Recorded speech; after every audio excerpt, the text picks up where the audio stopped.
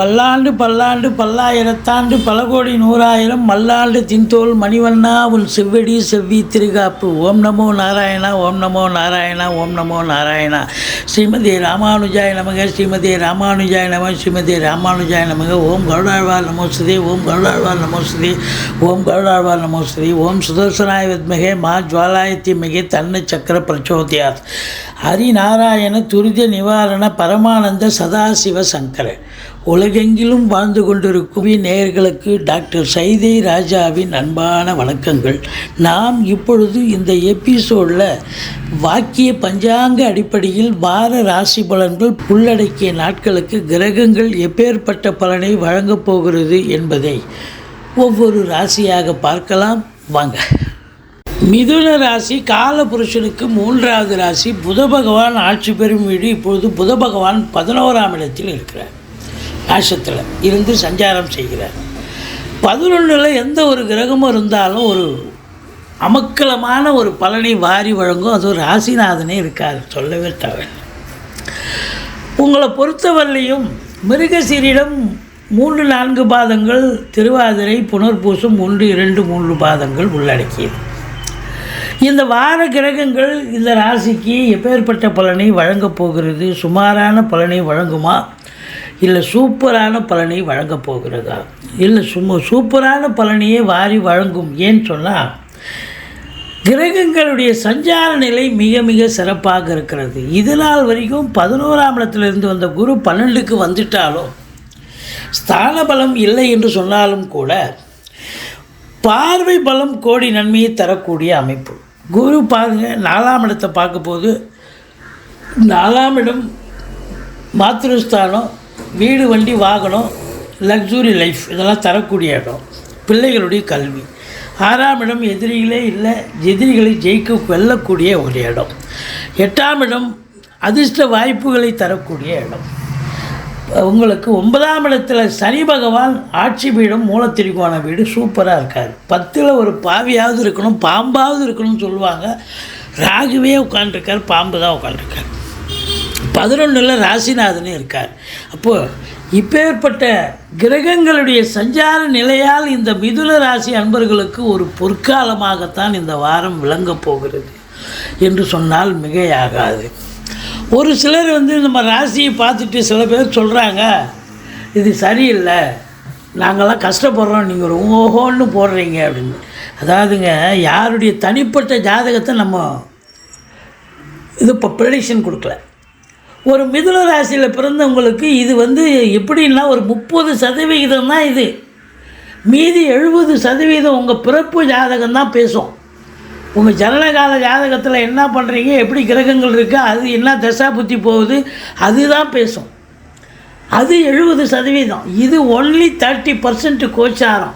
இந்த கோச்சாரம் அது நல்லா இருக்குது, இதுவும் நல்லா இருக்குன்னா பழம் நழுவி பாலில் விழுந்த கதையாக நல்லா இருக்கும். ஆனால் அதுவே சரியில்லைன்னா இது 30% எப்படி பெரிய லெவலில் கொண்டாந்து விடுவோங்களே? 30 மார்க் வாங்கிட்டால் பாஸா? அதுபோல் சில பேர் இதெல்லாம் புரியாமல் என்ன பண்ணுறாங்க, நீங்கள் சொல்கிறீங்க அத்தனையும் பொய்யா பேசுகிறீங்க. இது கோச்சாரங்க, இது பொதுப்படியாக பேசுகிறது. எத்தனையோ லட்சம் பேர் இருக்காங்க அந்த மிதுன ராசியில் இருக்கிறவங்க.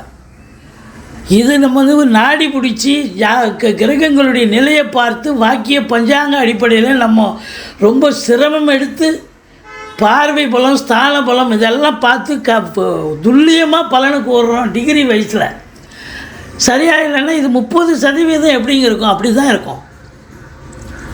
30% எப்படி ஒரு 100% பலனை கொடுக்க போகுது? சரி, நீங்கள் கேட்டதுக்காக பலனை இப்போ பதில் அது. சரி, உங்களை பொறுத்தவரையிலையும் இந்த 3ஆம் இடத்தை சனி பார்க்குறார். பார்க்கலாமா? பார்க்கக்கூடாது. 3ஆம் இடத்தை யார் ஒருவனுக்கு சனி பார்த்தாலே முயற்சி ஸ்தானம், முயற்சி தடைப்படும். இளைய சகோதர பாவம், இளைய சகோதரர்களுக்கும் உங்களுக்கும் கருத்து வேறுபாடு வரும். குறுகிய தூர பிரயாணம் ஒரு சிலருக்கு ஏற்பட்டு தடை ஏற்படும். போகலான்னு இருக்கும், கட்சியில் பார்த்தா கேன்சல் ஆகிடும். இந்த 3ஆம் இடம் என்பது கொஞ்சம் எச்சரிக்கையாக தான். அந்த பிபிஓ இது போல் இருக்கிறவங்க எச்சரிக்கையாக இருக்கணும். மற்றபடி இந்த 4ஆம் இடத்தை குரு பார்ப்பது என்பது மாபெரும் சிறப்பு. மாத்ருஸ்தானம் சொல்லக்கூடிய இடம். தாய்க்கு தேக ஆரோக்கிய நிறைவு ஏற்படும். இதனால் வரைக்கும் உடம்பு முடியாமல் இருந்தால் இப்போது தேக ஆரோக்கியம் சிறப்பாக இருந்து எழுந்து நடமாட துவங்குவாங்க. தாய் வழி சொந்தங்களால் அனுகூலம். பிள்ளைகளை என்ன கோர்ஸு சேர்த்து விடணும், வெளிநாட்டு படிப்புக்கு அனுப்புகிறீங்களா, உயர்கல்விக்கு அனுப்புகிறீங்களா, கண்டிப்பாக அனுப்பலாம், சேர்த்து விடுங்க, நல்லா படிப்பாங்க அப்படின்னு சொல்லலாம். அதுக்கப்புறம் வண்டி வாகனங்கள் பழசை விற்றுட்டு புதுசு வாங்கக்கூடிய ஒரு சூழல் ஒரு சிலருக்கு உருவாகும். வண்டி வாகனங்களை வச்சு பொழப்பு நடத்தக்கூடியவர்களுக்கு பொழப்பு நல்லா போய் நல்ல சம்பாத்தியம் ஏற்படும். ஒரு சிலர் இடம் வாங்க, வீடு கட்ட, இப்படி உங்கள் அபிலாஷைகள் என்னவோ அது கண்டிப்பாக நிறைவேறக்கூடிய காலகட்டமாக இது விளங்க போகிறது. மற்றபடி சுகஸ்தானம்னு சொல்லக்கூடிய இடம், நல்ல சுகவாசியாக இருக்க போகிறீங்க. 6ஆம் இடத்தை குரு பார்க்கிறதால ஆரோக்கியவாசியாகவும் இருக்க போகிறீங்க. தேகத்தில் எந்த ஒரு உடல் ரீதியாக எந்த பிரச்சனையும் இருக்காது. தேக ஆரோக்கியம் சிறப்பாக இருக்கும். அதே நேரத்தில் எதிரிகள் ஓடி ஒளிவார்கள். கடன் சுமை படிப்படியாக குறையும். கடனே இல்லைன்னா புதுசாக கடன் வாங்கிக்கிங்க, வீட்டு சுப செலவுக்கு வரும். மற்றபடி சொந்த தொழில் செய்பவர்களுக்கு நம்பிக்கைக்கு பாத்திரமான பணியாளர்கள் கிடைப்பார்கள். இந்த 7ஆம் இடத்து அதிபதி குரு பகவான் 12ல் இருக்கார். வாழ்க்கை துணை அல்லது மனைவியால் யோக பாக்கியங்கள் ஏற்படும். ஆனாலும் செலவினங்கள் ஏற்படும். சுப செலவாகத்தான் இருக்கும். ஒன்று அவங்க வெளிநாட்டுக்கு போகிறதுக்கான வாய்ப்புகள் இருக்குது. இல்லை அப்படின்னா சுப செலவுகள் ஏற்படக்கூடிய ஒரு நிலை இருக்குது. 8ஆம் இடம் திடீர் அதிர்ஷ்ட வாய்ப்புகள் வரும். வரா கடன்கள் வசூலாகும். இன்சூரன்ஸ் பணம் கிளைம் ஆகி கைக்கு வரக்கூடிய ஒரு காலகட்டம். வாரிசே இல்லாத குடும்பங்களுக்கு உங்களை வாரிசாக நியமித்து அவங்களுடைய சொத்து பத்து நகை நட்டு லிக்விட் கேஷ் உங்கள் பெயருக்கு மாற்றி எழுதக்கூடிய விபரீத ராஜயோகம் ஏற்படுகிறது.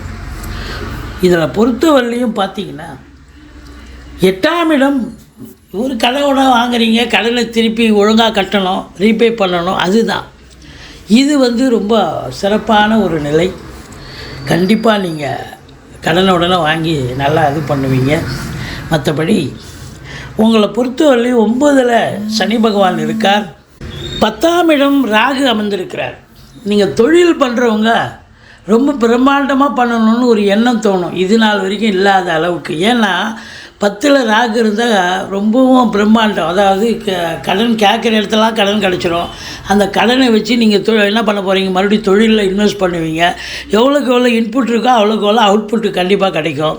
உள்நாட்டு வாணிபம், வெளிநாட்டு வாணிபம், ஏற்றுமதி இறக்குமதியாளர்கள், ஷேர் மார்க்கெட்டில் இன்வெஸ்ட் பண்ணுறவங்க, ஸ்பெக்குலேஷன் பண்ணுறவங்க, ஆன்லைன் பிஸ்னஸ் பண்ணுறவங்க, ஹோட்டல் பிஸ்னஸ் பண்ணுறவங்க, இவங்க எல்லாருக்கும் சிறப்பான காலகட்டம். மொத்தத்தில் இந்த 10ல் ராகு இருக்கிறது அரசு உத்தியோகத்தில் இருக்கிறவங்களுக்கு ப்ரமோஷன், இன்க்ரிமெண்ட், ட்ரான்ஸ்ஃபர் எல்லா சலுகைகளும் கிடைக்கும். வெளிநாட்டுக்கு போகிறவங்களுக்கு நல்லதே நடக்கும். சொந்த தொழில் பண்ணுறவங்களுக்கும் சிறப்பாக இருக்கும். இந்த 11ஆம் இடத்தில் ராசிநாதன் அமர்ந்து சனி பார்வையில் இருக்கிறதால சில நேரங்களில் உங்களுக்கு சில இடர்பாடுகள் வரலாம். எச்சரிக்கையாக இருந்து கொள்ளுங்கள். ஆனாலும் நல்ல பண வரவு, பொருள் வரவு கண்டிப்பாக இருக்குங்க. இந்த மிதுன ராசி அன்பர்களுக்கு இந்த வாரம் எதுவும் சந்திராஷ்டமம் இல்லை. நீங்கள் வணங்க வேண்டிய தெய்வம் துர்க்கையை வழிபாடு செய்யுங்கள். மற்றபடி குரு தட்சிணாமூர்த்தியை வழிபாடு பண்ணுங்கள். வாழ்க்கை வளமோடும் நலமோடும் அமையப்போகிறது.